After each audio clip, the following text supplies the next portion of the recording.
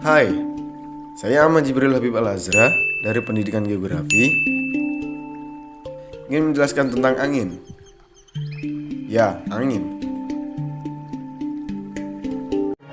Dengan elemen udaranya yang bernama Eng.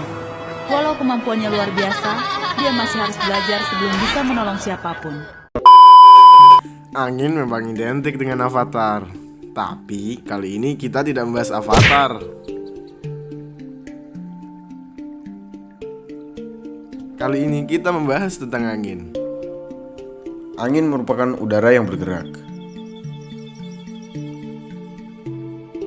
Dan udara itu selalu bergerak dari tekanan tinggi ke tekanan rendah. Lalu, apa sih yang membuat tekanan udara itu bisa menjadi tinggi atau rendah?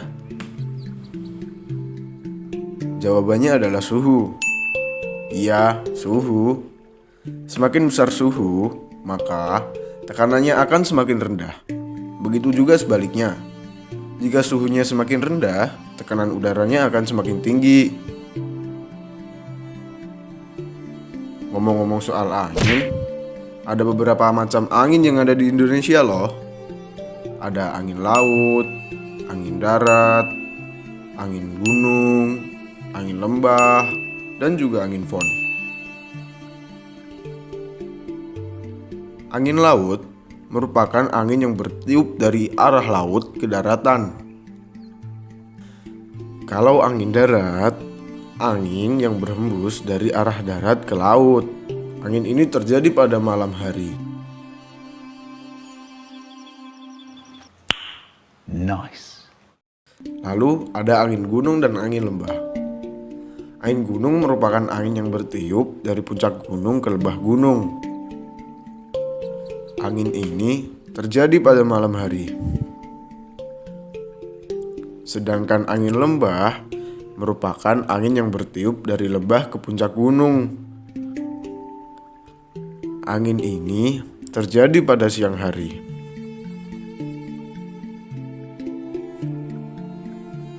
Lalu ada angin fon atau angin lokal.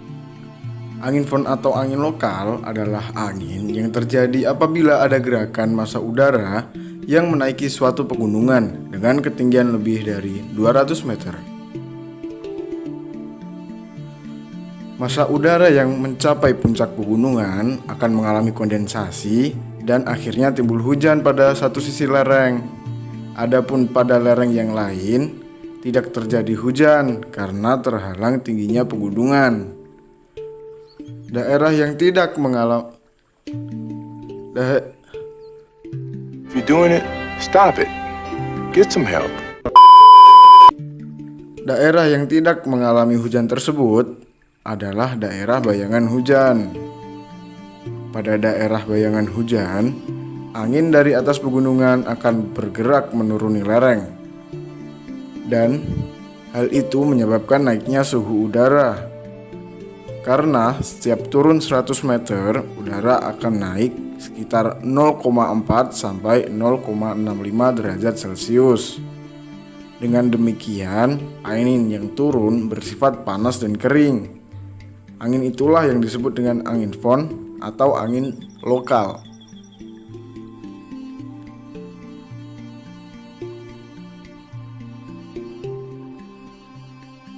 Kalian pasti pernah dengar angin muson.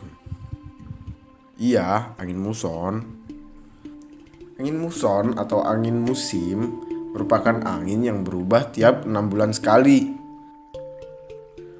Angin muson ada dua jenis, yaitu angin muson timur dan angin muson barat. Angin muson timur terjadi pada bulan April hingga Oktober. Angin muson timur ini bertiup ketika matahari sedang berada di belahan bumi utara. Hal ini menyebabkan kawasan benua Australia akan mengalami musim dingin, sehingga mempunyai tekanan maksimum. Nah, pada saat itu benua Asia akan bersuhu lebih panas, sehingga mempunyai tekanan minimum. Angin muson timur ini bersifat kering karena melewati daerah gurun pasir yang terletak di daerah utara benua Australia. Jadi saat itu juga Indonesia mengalami musim kemarau.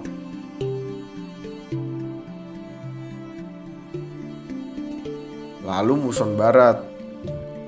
Angin muson barat merupakan angin yang berembus pada bulan Oktober hingga Maret. Angin ini berembus melewati Samudra Hindia dan membawa banyak uap air. Di saat yang sama, Indonesia mengalami musim hujan.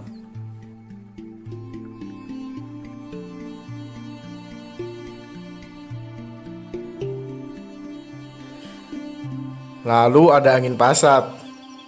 Angin pasat merupakan angin yang bertiup sepanjang tahun dari daerah subtropik menuju daerah ekuator. Angin pasat sendiri terdiri dari angin pasat timur laut yang bertiup di daerah belahan bumi utara dan angin pasat tenggara yang bertiup di daerah bumi selatan.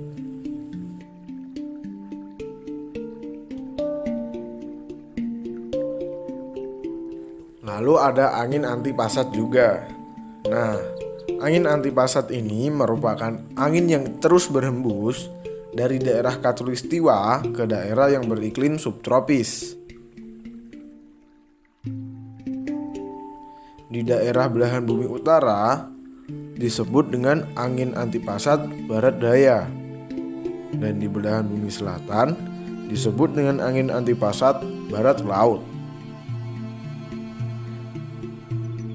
Setelah kita membahas angin beserta jenis-jenisnya, sekarang kita bahas alat ukurnya. Alat ukur kecepatan angin atau disebut juga anemometer ada beberapa jenis.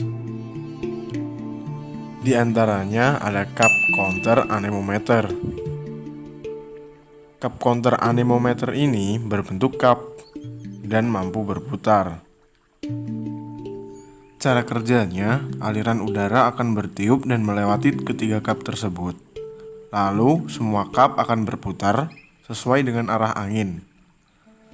Setiap putaran poros terhitung dalam periode waktu tertentu, kemudian akan ditetapkan kecepatan rata-rata dari perputaran jumlah keseluruhan putaran tersebut. Lalu ada windmill anemometer. Bentuk dari alat ini sangat mirip dengan kincir angin. Untuk alat ini selalu mempunyai pergerakan arah angin yang sama. Jadi, tidak dapat digunakan dalam mengetahui arah angin. Cara kerja alat ini sama dengan ventilasi pada bangunan dan daerah tambang. Tetapi, hasil dari putaran dapat memberikan perhitungan angin yang sangat maksimal dan mempunyai tingkat keakuratan yang cukup tinggi. Lalu ada juga hot wire anemometer. Untuk alat ukur satu ini terbuat dari kawat halus yang telah dipanaskan. Beberapa jenis dari alat ini sudah dilengkapi dengan layar digital. Jadi sangat mudah untuk mengetahui perhitungan angin. Cara kerjanya, angin akan mengalir melalui kawat. Nah, kawat tersebut dilengkapi dengan efek pendingin. Lalu alat ini akan menunjukkan angka yang merupakan besarnya kecepatan angin.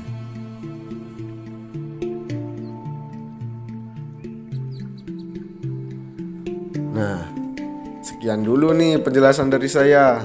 Semoga menghibur dan bermanfaat. Terima kasih sudah menonton. Dadah.